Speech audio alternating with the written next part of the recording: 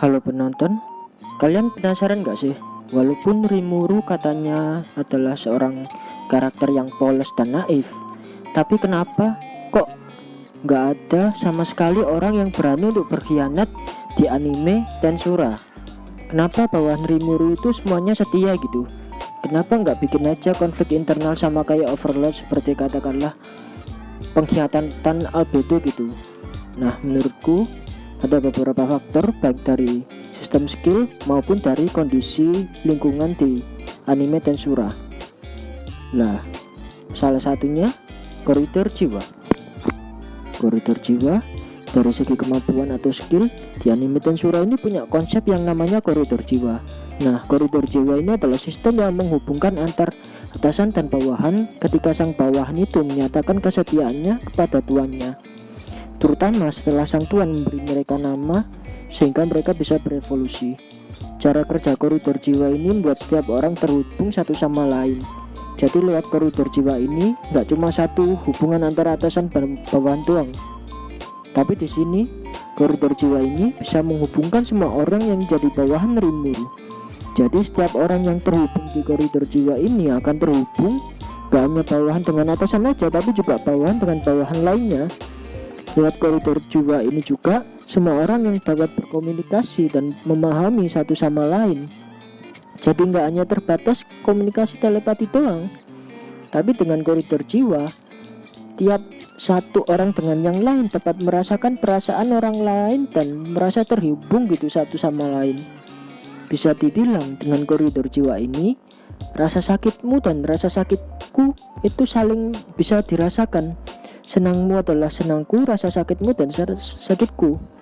Jadi gak mungkin seorang berkhianat jika mereka punya koridor jiwa, karena mereka saling terhubung. Lewat koridor jiwa ini mereka juga saling bisa berbagi skill. Skill ini nantinya yang akan dikumpulkan ke Rimuru dan dikelola oleh Great Sage, dan kemudian lewat Great Sage skill ini akan dibagikan kepada Rimuru, entah itu versi upgrade-nya atau versi light-nya. Dan BTW, aku gak main-main saat aku ngomong mereka berbagi rasa sakit. Bahkan saat Veldora ditangkap oleh Kekaisaran Timur, koridor jiwanya diputus secara paksa dan Rimuru merasakan rasa sakit dan rasa sedih yang luar biasa. Beliau sangat marah dan hilang akal pada waktu itu. Dan contoh lain kita juga bisa dilihat di manga Tensura Niki saat Suna lagi sakit. Tiap orang di kota Rimuru langsung peka kalau Suna itu lagi sakit dan mereka berdoa dan berharap kesembuhan Suna, dan satu sama lain merasakan kalau banyak harapan untuk Suna sehat, dan akhirnya dia bisa sehat karena banyak energi yang mengalir ke dia gara-gara harapan dan semuanya dari penduduk kota yang merasakan berharap Suna bisa sembuh, dan dia bisa lebih cepat untuk sembuh karena ini. Selain koridor jiwa, Rimuru juga punya skill lain yang bikin Rimuru itu mustahil untuk dikhianati. Skill itu adalah Great Sage alias Wisdom King Raphael alias Ciel. Skill ini udah ibarat seperti asisten pribadi Rimuru sendiri yang bisa bantu Rimuru untuk mengelola informasi yang dibutuhkan Rimuru secara otomatis. Skill ini juga kadang seringkali mewakili Rimuru ketika ada urusan bagi-bagi jatah skill buat bawahannya. Tapi karena nggak banyak orang yang tahu kalau skill ini adalah skill yang hidup dan punya kepribadian sendiri, dia juga nggak butuh tubuh fisik juga, nggak punya tubuh fisik. Jadi banyak orang yang menyamakan dia dengan Rimuru. Gampangannya, Great Sage alias Ciel ini adalah Rimuru tapi dalam mode auto. Sebagai asisten Rimuru dalam mengelola informasi, Wisdom King Raphael ini bisa dibilang adalah skill yang hampir tahu segalanya. Bahkan ia nggak cuma memberikan informasi, tapi kadang dia juga memberikan saran, bahkan analisa data kepada Rimuru. Dan menurutku lewat Ciel inilah potensi Rimuru buat dikhianati seseorang itu juga berkurang. Karena sebagai asisten Rimuru yang paling setia, Ciel itu udah merasa dia bukan lagi skill, tapi dia adalah bawahan Rimuru. Bahkan bisa dibilang dia adalah skill yang paling sering suka ngaku-ngaku sebagai istrinya Rimuru.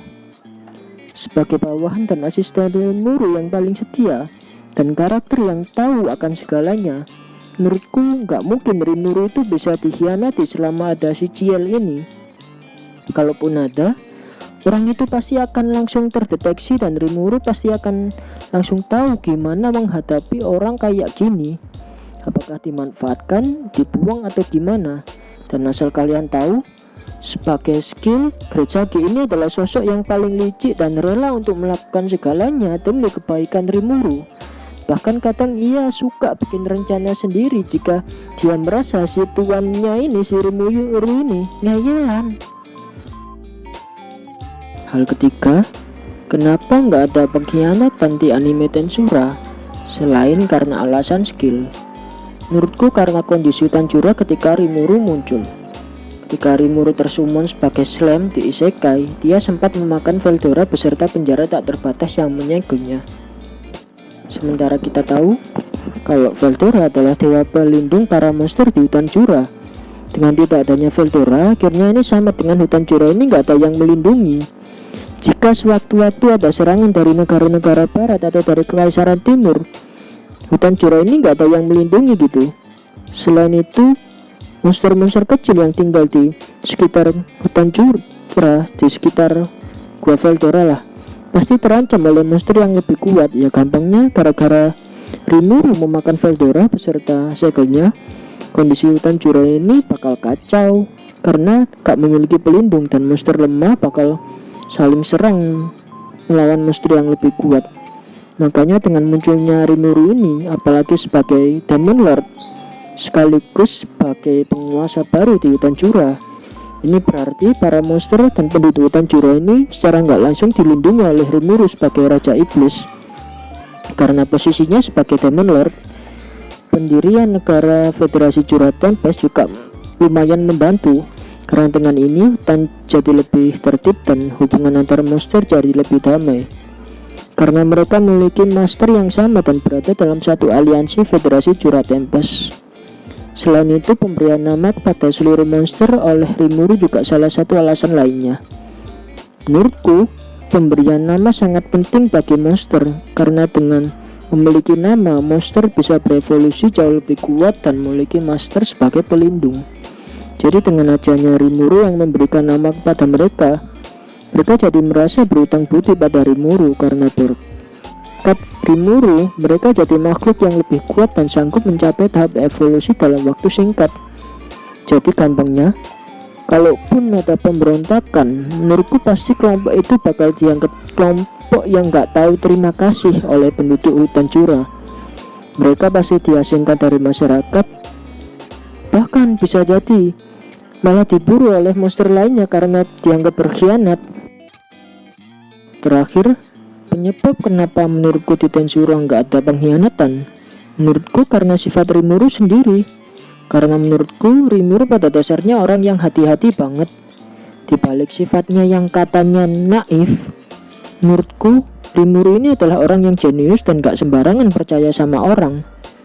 Karena Rimuru ini adalah orang yang lebih percaya dengan SOP dan peraturan daripada harus percaya sama orang tapi pendasarannya nggak jelas. Kenapa dia percaya dengan orang yang ngomong itu?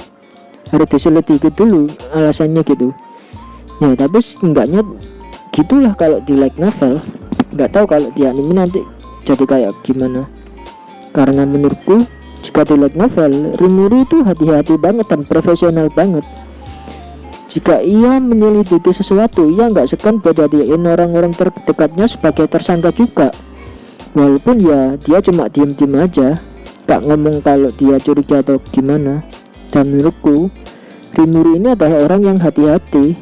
Rimuru gak akan percaya orang hanya karena dia adalah teman, tapi ia percaya pada orang karena dia punya kemampuan atau memang dia orang yang terkenal jujur, bisa dipercaya.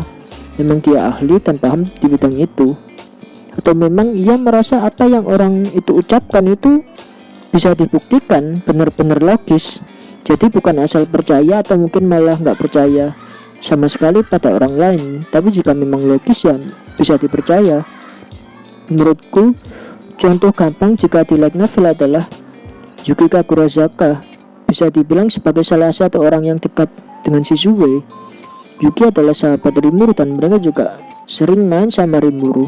Dua orang itu juga kelihatan seperti seorang sahabat yang sifatnya dua-duanya adalah sifat naif. Tapi dibalik itu Rimuru makin kesini dia makin tahu kalau segalanya, kalau masalah yang ia alami itu adalah rencana dari Yuki. Ia juga tahu kalau Yuki adalah pengkhianat, tapi ia tetap bisa mengatasi semuanya tanpa harus ribut-ribut dan ngomong ke orang-orang kalau Yuki adalah pengkhianat. Di sisi lain ini juga berlaku bagi Yuki.